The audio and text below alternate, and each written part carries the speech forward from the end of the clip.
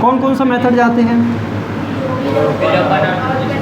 दो ही मेथड हमने अभी तक देखा है आपके बुक में, अभी सिर्फ 2-3 मेथड है। हालांकि एक ग्राफिकल मेथड है, एक कौन सा मेथड है? ग्राफिकल, दूसरा क्या करना, एलिमिनेशन, और तीसरा है सब्स्टिट्यूशन। ग्राफिकल ग्राफ वाला मेथड है जो कि हम अभी पढ़े नहीं हैं। दूसरा हमने क्या पढ़ा है? एलिमिनेशन, विलोपन विधि। कौन सा विधि? विलोपन। और तीसरा हमने जो पढ़ा है वो है प्रतिस्थापन। ठीक है, अब हम जो है एक ही क्वेश्चन को 2 तरीके से करके देखेंगे। अब यहाँ पे हमारे पास क्या है और क्यों ऐसा करते हैं हम देखते हैं। पहला में क्या दिया बेटा? पहला क्वेश्चन दिया है तीसरे का x minus y equal to क्या दिया है? -1 और 3x minus 2y equal to -12, only 12। चलो ये हमारा क्वेश्चन में दे रखा है बेटा, ध्यान से देखना इस क्वेश्चन को कैसे हम हल कर रहे हैं। पहला और ये क्या है? दूसरा। 2 समीकरण है, गिवन है पहले से। अब इसमें क्या करते हैं, सबसे पहले अगर हमको लगाना है कौन सा? विलोपन विधि। कौन सा विधि? ज़्यादातर बच्चों को ये इजी लगता है। इसको बोलते हैं एलिमिनेशन मेथड। एलिमिनेट करना, ख़त्म करना। क्या कर देना? क्या ख़त्म करना? एक का काम तमाम करना है हमको। या तो x रहे या तो y रहे। अपने को x नहीं चाहिए, x y दोनों एक साथ नहीं चाहिए। इसके लिए सबसे पहले ये देखा जाता है कि यहाँ पे किसी भी दोनों समीकरणों में किसी एक चर, इसको क्या बोलते हैं? चर, वेरिएबल्स। अब किसी भी एक वेरिएबल का क्या होना चाहिए? गुणांक, कोफिशिएंट क्या होना चाहिए? सेम। क्या होना चाहिए बेटा? यहाँ पे 3 दिख रहा है, 3x, और यहाँ पे कितना दिख रहा है? ओनली x, मतलब एक को x। यहाँ पे एक गुना में है, कुछ नहीं है तो क्या है? एक गुना में, ऐसा मान लिया जाता है। यहाँ पे y के साथ 2 गुना में है और यहाँ पे y के साथ कितना गुना? 1 है ना। तो अपन क्या करेंगे? किसी एक को सेम करने की कोशिश करेंगे। क्या करेंगे? कैसे सेम कर सकते हैं? सेम करने का तरीका सिंपल है, आपको गुना करना है। क्या करना है? मैं ये जानता हूँ कि एक के पहाड़े में 3 आता है, एक के पहाड़े में 2 भी आता है। तो हम समीकरण 1 में क्या करेंगे? अगर मान लीजिए मुझे x का सेम करना है, x को क्या करना है? सेम। तो क्या करूँगा? यहाँ पे पूरे इस समीकरण में मुझे 3 का गुना करना पड़ेगा। तो ये बन जाएगा 3x 3y और यहाँ पे -3। समझ में आया कि नहीं आया? तो यहाँ पे हम लिख देंगे समीकरण 1 में 3 से क्या करेंगे? मल्टीप्लाई। आप पूरा लिख रहे ना, 3 का गुना करने पर। ठीक है, अब क्या लिखेंगे? In equation number 1 by multiplying 3 in equation number 1 we will get क्या मिलेगा बेटा हमको? समीकरण 1 में 3 का गुना करने पर क्या करेंगे? तो यहाँ पे हम बोल रहे हैं कि 3 को गुना करेंगे इस पूरे समीकरण के साथ, तो दोनों तरफ करना पड़ेगा। तो x माइनस वाई के साथ भी क्या करेंगे? 3 का गुना, और उधर -1 के साथ भी क्या करेंगे? 3 का गुना करेंगे। तो ये हो जाएगा 3x 3y। और देखो जो 1 + 1 माइनस है ना, तो यहाँ पे क्या लगेगा? माइनस। और यहाँ पे 3 × 1 3 और 1 + 1 माइनस है तो माइनस। ये हमारा बन गया समीकरण नंबर 3। 1 और 2 तो पहले से है। ठीक है, ये कौन सा बना? समीकरण नंबर 3। अब मेरे को ये बताना, क्या दोनों सेम हो गए? दोनों प्लस में है और सेम भी है और प्लस में है। तो हम क्या करेंगे? एक से दूसरे वाले को घटा दें। कहने का मतलब ये समीकरण से इस वाले समीकरण को घटाएं। तो घटाने के लिए हम क्या लिखेंगे? समीकरण इक्वेशन नंबर 2 - 1 है ना। 2 - 1 क्या होगा? यहाँ पे लिख देंगे पहले 3x - 2y बराबर क्या लिखेंगे? 12 12। और यहाँ पे क्या लिखेंगे? 3x - 3y इक्वल टू लिखें -3। अब क्या करेंगे? अगर बेटा माइनस कर रहे हैं मतलब क्या होगा? ये माइनस साइन ऐसे होता है ना। अब ये माइनस क्या है? हर एक को जो प्लस में है उसको क्या बदल देगा? माइनस में, और जो माइनस है उसको प्लस में। क्योंकि प्लस और माइनस क्या होता है? माइनस। माइनस और माइनस क्या होता है? माइनस और माइनस क्या हो जाएगा? प्लस। वो होता है इस प्रकार से। सिंपली बोलेंगे जो साइन यहाँ पे प्लस दिख रहा है उसको माइनस में कन्वर्ट करेंगे। ठीक है, अब क्या होगा? +3x - 3x कट जाएगा, बचेगा -2y + 3y।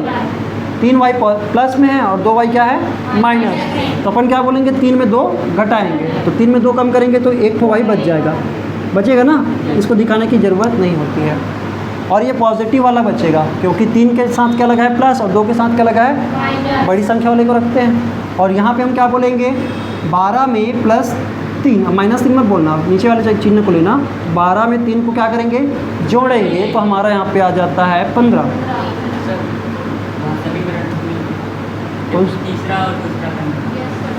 ऐसा लिखना था ना, कोई बात नहीं। समीकरण 2 में समीकरण 3 बोला सही था शायद, तक लिखा गलत, ठीक है, समझ में आया। समीकरण 2 में समीकरण 3 को क्या कर रहे हैं बेटा माइनस। अब घटाने पे इसी को हम बोलते हैं विलोपन। विलुप्त हो गया ना, गायब। विलुप्त मतलब क्या हो गया, गायब हो गया, यहाँ से हट गया, और हटा तो सिर्फ क्या बचा y, और y की वैल्यू क्या निकल आई 15। अब इसी y की वैल्यू को हम क्या करेंगे, यूज़ करेंगे किसी भी एक समीकरण में रख के वो x की वैल्यू निकालने के लिए। अपन क्या करेंगे, सबसे आसान ये दिख रहा है ना, छोटा सा दिख रहा है ना, किसी में गुना गुना तो है नहीं नंबर में, सॉरी वेरिएबल में। तो अपन क्या करेंगे, y की जगह क्या रखने पर 15, कहाँ पे रखेंगे y की जगह में। तो यहाँ पे हम लिख देते हैं समीकरण इन इक्वेशन 1, समीकरण 1 में y बराबर क्या रखने पर 15 रखने पर, है ना। आप क्या लिखेंगे, putting the value y equal to 15 in equation number 1, हो गया। और इसमें क्या करोगे बेटा, फिर यहाँ पे x माइनस y की जगह हम क्या रखेंगे 15। अब ये ना पॉजिटिव था 15, इसलिए मुझे डायरेक्टली रख दिया। अगर ये नेगेटिव 15 रहता तो मुझे ऐसे ब्रैकेट लगा के लिखने पड़ते। समझ में आया ना। तो चलो अभी फ़िलहाल के लिए इसमें डायरेक्टली हम 15 लिख सकते हैं, और यहाँ पे क्या लिखेंगे, बराबर क्या है -1 है। अब यहाँ पे हम क्या करेंगे, x को यहीं रहने देंगे, x के साथ 15 इधर घट रहा है तो उधर जाके क्या हो जाएगा, जुड़ेगा। तो यहाँ पे -1 और उधर जाने के बाद +15। अब यहाँ पे क्या होगा, x बराबर 15 में 1 कम करना है, आगे पीछे किया जा सकता है, तो हम क्या लिखेंगे 14। ईजी है। ये कौन सा मेथड है, इससे इजी हो सकता है कौन सा वाला, प्रतिस्थापन। कौन सी विधि, प्रतिस्थापन। मैं प्रतिस्थापन विधि से बना के दिखाता हूँ कैसे शॉर्ट में बनेगा। शॉर्ट में ऐसे बनेगा, क्योंकि जहाँ पे हम ऐसे समीकरण देखते हैं, ध्यान से सुनना, ऐसे समीकरण जहाँ पे x के गुणांक 1 हो, कितना हो, कल भी हमने इस बात को किया था कि जहाँ पे किसी एक समीकरण या किसी दोनों समीकरण, कोई दिक्कत नहीं है, कम से कम किसी एक समीकरण के कोई एक चर राशि का गुणांक क्या होना चाहिए, 1 होना चाहिए। तो हमारे लिए वो इजी हो जाता है कौन सी विधि से हल करने के लिए, विलोपन नहीं, वो विधि है प्रतिस्थापन। प्रतिस्थापन का मतलब होता है, मान लीजिए मैंने इसके जगह ये वाला मार्कर यूज़ कर दिया तो क्या हो गया, प्रतिस्थापित हो गया ना, हट गया ये। तो इसी तरह से हमको क्या करना है, किसी एक को हटाना है। कैसे हटाएंगे, x की जगह में या y की जगह में x के बराबर क्या आता है उसको लिखना है। तो सबसे पहले हम क्या करेंगे, मैं इसको मिटाता हूँ फिर आपको समझ में आएगा। सेम क्वेश्चन है, आंसर लाने के ये दूसरा रास्ता है, दूसरे रास्ते से भी आप उतने ही आंसर पे पहुँच जाओगे। देखो समीकरण 1 में x का गुणांक कितना दिख रहा है, 1, y का 1। अपन क्या करेंगे, x को रहने देंगे और y को उधर पक्षांतर कर देंगे। तो क्या होगा, समीकरण 1 से कौन सा विधि है ये, प्रतिस्थापन। इसको हम क्या बोलते हैं, सब्स्टिट्यूशन मेथड, है ना, प्रतिस्थापन विधि। सब्स्टिट्यूशन मेथड में क्या होता है कि किसी एक का कोफिशिएंट कम से कम गुणांक क्या होने चाहिए, 1 होने चाहिए, तब जाके हम उसको रखेंगे जिसके 1 है और बाकी को क्या कर देंगे, ट्रांसफ़र कर देंगे, और उसके बराबर फिर अगले समीकरण में रख देंगे उसका मान। कहने का मतलब ये है कि यहाँ पे x माइनस वाई बराबर क्या है, -1। तो क्या होगा, यहाँ पे x को रखेंगे तो y उधर जाके क्या हो जाएगा, प्लस। तो ये हो गया y प्लस में, ऐसा भी लिख सकते हैं -1, और y क्या हो जाएगा, प्लस में। या इसको थोड़ा सा अच्छे ढंग से लिखें तो क्या हो सकता है, y को पहले लिख दो, माइनस को बाद में लिख दो, कोई दिक्कत नहीं है। तो ये हमारा बन गया इक्वेशन नंबर 3। अगर आप यहाँ से मत देखना, अब ये अलग तरीका था, अब आपको यहाँ से देखना है। ये क्वेश्चन हमने शुरुआत किया, यहाँ पे 1 और 2 है, अब इसको हमने 1 से लेके हम क्या कर रहे हैं, एक नया इक्वेशन जनरेट कर दिए किए। अब x की जगह में मैं क्या लिख सकता हूँ, y-1। पहला काम ये देखना कि जहाँ पे एक गुणांक क्या है, 1 है, उन्हीं को लेना। अब क्या होगा, समीकरण 1 से हमने समीकरण 3 बनाया बेटा, समीकरण 1 से समीकरण 3 बनाए। तो अपने को क्या करना है कि वापस से 1 में मत रख देना, वापस से 1 में रख दोगे ना। मान लीजिए आप गलती से क्या कर दिए, y की x की जगह में आपने ये सारा कुछ रख दिया, y -1 रख दिया यहाँ पे, तो क्या होगा -1 बराबर -1 आ जाएगा। फिर कोई फ़र्क, y का वैल्यू मिला क्या? नहीं मिला ना। तो अपने को क्या करना है, दूसरे समीकरण में रखना है। अगर पहले से हमारा ये समीकरण नंबर 3 बना है तो हमको इसके वैल्यू को दूसरे वाले में रखना है, क्योंकि दोनों में क्या होते हैं, x की वैल्यू सेम आनी चाहिए ना। तो हम क्या कर रहे हैं, इसके x की जगह हम क्या कर सकते हैं, y -1 रख सकते हैं। क्लियर है? तो हम रखेंगे समीकरण इक्वेशन नंबर 2 में हम क्या करने वाले हैं, x = y -1 पुट करने वाले हैं। क्या होगा, अगर यहाँ पे लिखो तो 3x की जगह में पूरा मुझे y -1 लिखना है, तो यहाँ पे 3 × x है ना, तो मुझे गुना में क्या लिखना पड़ेगा, y-। हालांकि इसको दिखाने की रिक्वायरमेंट नहीं है, क्योंकि कई बार धोखा होता है कि ये x है करके। गुना का जो साइन है वो क्या बनता है, x जैसा दिखता है ना, इसलिए यहाँ पे लिखते नहीं हैं। और क्या लिखेंगे, -2y = 12। अब ये बन गया एक चर का रैखिक समीकरण। एक चर हो गया ना, अब x तो है ही नहीं यहाँ पे, अब सिर्फ y और y वाले हैं। अब क्या करेंगे, इस 3 का इस पूरे के साथ गुना होगा। पूरे के साथ क्यों, क्योंकि x की जगह में मैंने लिखा है ना, तो x की जगह में दोनों के साथ क्या होगा, 3 का गुना, तो 3y हो जाएगा, 3 एकम 3, और ये -3 होगा क्योंकि ये प्लस एक माइनस है तो माइनस रहेगा, अलग अलग रहता तो माइनस। और यहाँ पे क्या लिखेंगे, -2y = 12 हो गया। अब मेरे को बताओ 3 क्या इसको घटा जोड़ सकते हैं क्या? नहीं, अपन को तो देखना है सेम लाइक टर्म्स बोलते हैं ना, एक जैसे पद वाले चर, एक जैसे चर वाले पद बोलेंगे, एक जैसे चर वाले पद। अब ये y है, y के साथ क्या हो सकता है, जुड़ घट सकता है ना। तो अपन क्या करेंगे, इस 3y से 2y को क्या करेंगे, माइनस, तो क्या हो जाएगा, एक तो y बच जाएगा। अब इस एक को लिखने की रिक्वायरमेंट नहीं है, -3 है, इसको एक काम करते डायरेक्टली उधर भेज सकते हैं ना, तो क्या हो जाएगा, 12 तो उधर ही है, तो -3 उधर जाके क्या हो जाएगा, +, ये और ये का काम यहाँ पे हो चुका है, और ये 3 उधर जाके ट्रांसफ़र हो चुका है। क्लियर है? अब बचा क्या, y के बराबर हम लिख सकते हैं 12 और 3 क्या हो जाएगा, ओहो हो, हमने तो यही आंसर यहाँ से भी निकाले थे। बस यहाँ से यहाँ तक पहुँचना है आपको, या तो इस विधि से आप ऐसे पहुँच जाओ। तो कौन सा मेथड आपको इजी लगा? ये वाला इजी लगा होगा मेरे ख्याल से। क्यों? क्योंकि यहाँ पे ये था ना, मैंने आपको क्या बताया था कि जहाँ पे किसी एक चर राशि के साथ गुणांक में एक नज़र है, मतलब कुछ नहीं है, तो आप उसको क्या कर सकते हो, उसको रख दो, बाकी सबको क्या कर दो, अगले तरफ भेज दो। और जिससे आपने समीकरण 3 बनाए हैं, उससे आप क्या करना, फिर समीकरण 2 में जिससे अगले वाले में क्या कर देना, उसकी वैल्यू को रख देना। उससे क्या हो जाएगा, किसी एक जैसा चर राशि वाला बन जाएगा, और फिर वहाँ से आप निकाल लेना आराम से। अब ये निकालने के बाद सेम काम, यही तो फिर करना है आपको। फिर क्या बोलोगे, समीकरण 1 में y = 15 रखने पर, मतलब यहाँ तक बस डिफरेंट है, उसके बाद तो ये वाली जो लाइन है वो तो एकदम सेम टू सेम है।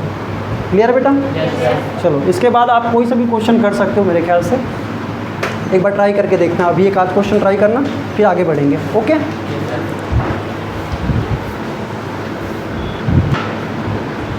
चलिए आज अपन देखने वाले हैं कि किसी समीकरण के हल होते हैं तो है भी कि नहीं, या है तो कितने। और इसमें आपको 3 प्रकार से किसी भी 2 समीकरण, युगपत समीकरण के कोई भी 2 अगर जो समीकरण है उसके हल है भी कि नहीं, ये कैसे चेक करते वो हमको देखना है। ठीक है, सबसे पहले आपको मैं ये बता दूं, अद्वितीय का मतलब क्या होता है, अनंत और कोई हल नहीं, कोई हल नहीं। अद्वितीय कभी सुने हो क्या? ये जैसे बोलते हैं ना, एक बहुत शब्दों के लिए एक शब्द, अनेकार्थी शब्द, सुने हो कि नहीं सुने हो? अद्वितीय, दूसरा जिसके बराबर कोई नहीं, मतलब उसके जगह और कोई दूसरा रखोगे ना तो वो उसका वैल्यू को क्या नहीं करेगा, सपोर्ट नहीं करेगा, है ना। उसको हम क्या बोलेंगे, अद्वितीय। अद्वितीय का मतलब होता है, जैसे अभी मैं अगर बताऊं तो जहाँ पे x के बराबर मैं क्या रखूँगा, 2, और y की जगह में 3, तभी ये समीकरण क्या होंगे, सही होंगे। इसके अलावा कोई दूसरा नंबर रख के देखो आप, कभी नहीं होगा ठीक, कभी भी ये आंसर नहीं आ सकता। आप कभी चेंज करके भी देख लेना, नहीं आएगा, कभी भी नहीं होगा। हल होगा क्या, नहीं होगा। आप रख के देखना, अगर मान लीजिए x की जगह में आप 3 रख दो, y की जगह में और कोई सा नंबर रख के देखोगे तो दोनों समीकरण के लिए वो x और y की वैल्यू जो दूसरा, इनके अलावा कोई दूसरा है ही नहीं दुनिया में इस समीकरण के लिए। और कोई दूसरा समीकरण बनाएंगे तो हो सकता है उसके लिए क्या होगा बेटा, डिफरेंट हो सकता है। समझ में आया कि नहीं आया?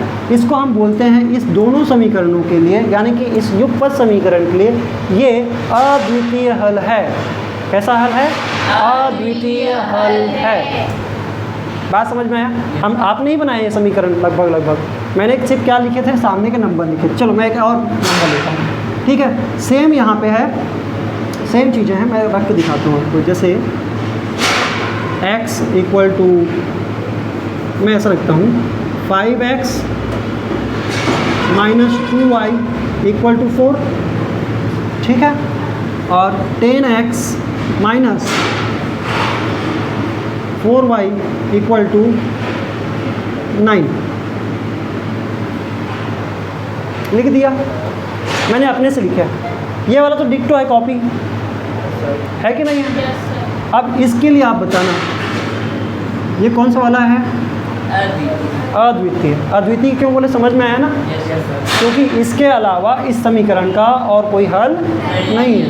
और इसमें आप बताओ, अब इसमें आप रख के देखो इसको। पहले वाले के लिए तो ठीक है, पहले वाले के लिए ठीक है। अगले वाले में रख के देखो, x की जगह में क्या रखोगे? 2 तो 10 20 हो गया ना? क्या हो गया? 20। और 4 गुना 3 करोगे 12, 20 में 12 कम करोगे कितना हो जाएगा? 9 आया क्या? गलत हो रहा है ना? इनडायरेक्टली आप ऐसे देखो बेटा, अब मैं जो कह रहा हूँ ना उसको ध्यान से देखना, सिर्फ इसको देखो ध्यान से। 5 का जस्ट क्या हुआ है? 2 का जस्ट क्या हुआ है? तो इसका भी क्या होना चाहिए था? है ना?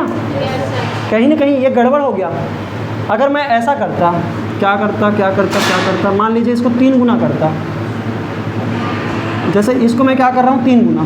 आप यही तो बोल रहे थे ना, समीकरण मतलब दोनों तरफ सेम नंबर से गुना करो या सेम नंबर से भाग दो। अगर आप एक साइड अलग से कर रहे हो, दूसरे साइड अलग से करोगे तो ये काम नहीं चलेगा। अब यहाँ पे अगर मान लीजिए ऐसा है, मैंने कुछ किया, अब इन दोनों में आप कैसे रिलेशनशिप देख पाओगे? तो यहाँ पे बोला जाता है अद्वितीय हल में होता है कि आपके a/b is not equal to c/d। आप इसको ऐसे बोल दो, a1/a2 is not equal to b1/b2। अब ये b1 a1 क्या है?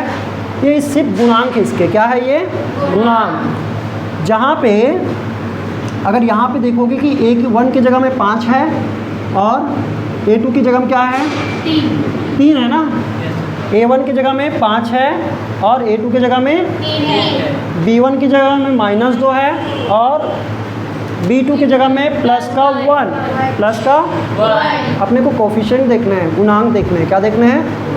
वेरिएबल के गुणांक देखने हैं। मतलब x के गुणांकों को यहाँ पे बोला जा रहा है a, y के गुणांकों को यहाँ पे बोला जा रहा है b।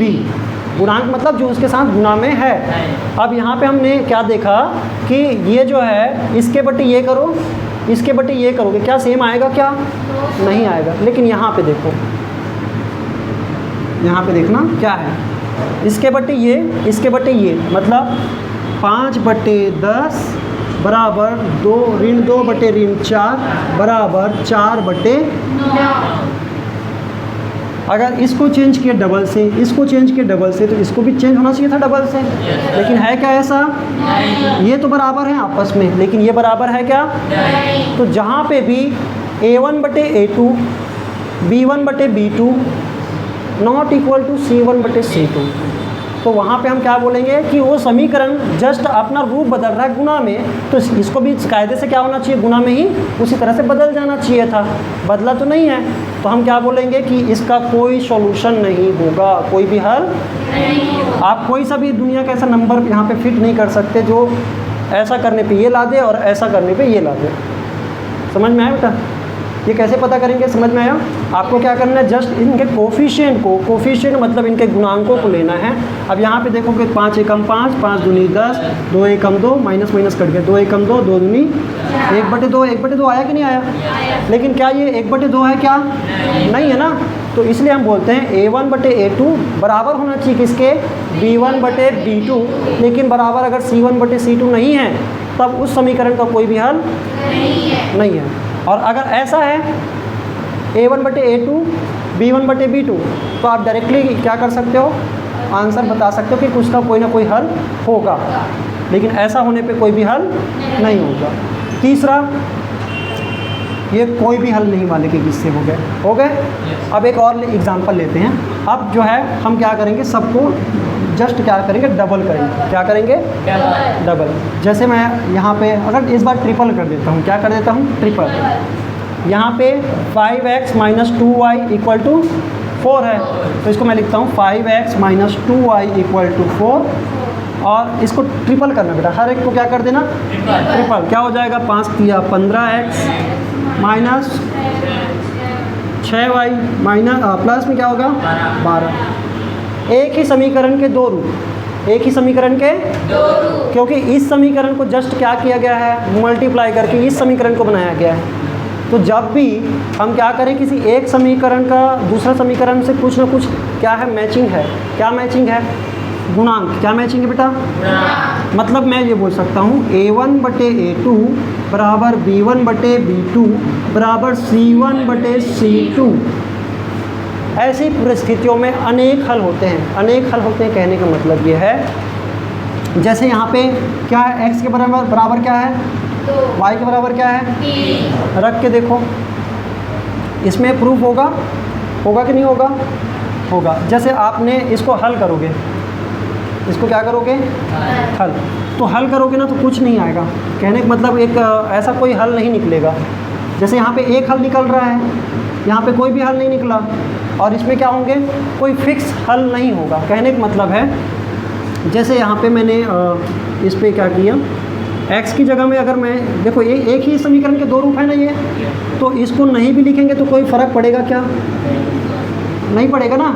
समीकरण मतलब सिर्फ एक ही दिया गया है। आपको कायदे से देखा जाए तो समीकरण एक ठो है, उसको दो ठो ऐसे दिखा रहे हैं, बोले क्या कर रहे हैं, दो ठो दिखा रहे हैं। आपको मैंने बताया भी है कि जब भी कोई समीकरण में ऐसे समीकरण है जिसमें दो चर मौजूद है, तो उसके लिए कम से कम दो अलग अलग समीकरण होने चाहिए, तभी तो आप क्या कर पाओगे, x और y का मान निकाल पाओगे, अन्यथा आप नहीं निकाल सकते। जैसे यहाँ पे क्या था, दो अलग अलग चीज़ें थी, x और y के लिए क्या बना था, दो अलग अलग समीकरण थे ना। यहाँ पे तो एक ही समीकरण है, लेकिन उसको क्या दिखाया जा रहा है, दो रूप में दिखाया जा रहा है। तो ऐसी परिस्थिति में आपके अनंत हल होते हैं। कैसे होते हैं बेटा, कहने का मतलब ये फालतू में इक्वेशन बनाए हैं, ये इक्वेशन हमने फालतू में। ऐसा तो आप कई सारे इक्वेशन बना सकते हो।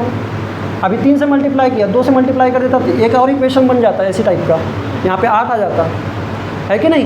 तो इसलिए बोला जाता है जब कोई एक ही समीकरण के और कोई दूसरा रूप दिया गया है, तो आप यहाँ पे अगर x की जगह में 1 रखोगे तो y की जगह में कुछ और रखना पड़ेगा। x की जगह में अगर आपने 2 रखा तो y की जगह में क्या रखना पड़ेगा, 3। x की जगह में अगर मान लीजिए मैं 4 रखता हूँ, x की जगह में क्या रखता हूँ, 4, तो y की जगह क्या आ जाएगा, 2y = 4। तो यहाँ पे आप निकाल दो 20, उधर जाके -20 हो जाएगा, 4 - 20 और ये माइनस का 2y, ये 20 होगा बेटा, प्लस का 20 उधर जाके क्या हो जाएगा, तो y बराबर क्या लिख सकते हैं, ये माइनस का 16 और ये माइनस का 2 इधर जाके भाग में हो जाएगा, इधर गुना में y के साथ, y बराबर क्या आ गया, देख रहे हो, समझ में आ रहा है। कहने का मतलब आपने x बराबर 2 रखा तो y बराबर आया 3, x बराबर आपने 4 रखा, y बराबर क्या आ गया। जैसे आप x की जगह में कुछ रखते जाओगे y का फिर दूसरा कुछ वैल्यू मिलते जाएगा, तो इसको बोलते हैं अनंत हल। क्या बोलते हैं, अनंत। और अनंत हल आने की सिर्फ यही कंडीशन है। आप अभी देखा था ना, थोड़ी देर पहले हमने क्या देखा था, ये था 15x माइनस 6y बराबर 12। आप इसको ऐसे करते देखते हैं, मतलब A1/A2 मतलब 15/5, -6/-2 12/, ऐसा करके आप चेक करना कि कितने हल है कि नहीं। अगर ये सब बराबर हो जाते हैं तो आप क्या बोलना कि इस समीकरणों के क्या हैं, अनंत हल है।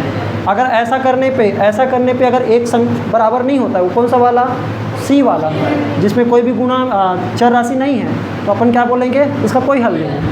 इस वाले में एक हल होगा, एक हल, और वो हल ऐसा होगा कि उसके अलावा कोई दूसरा नंबर आप रखने की कोशिश करोगे तो कभी भी हल आंसर नहीं दे पाएगा।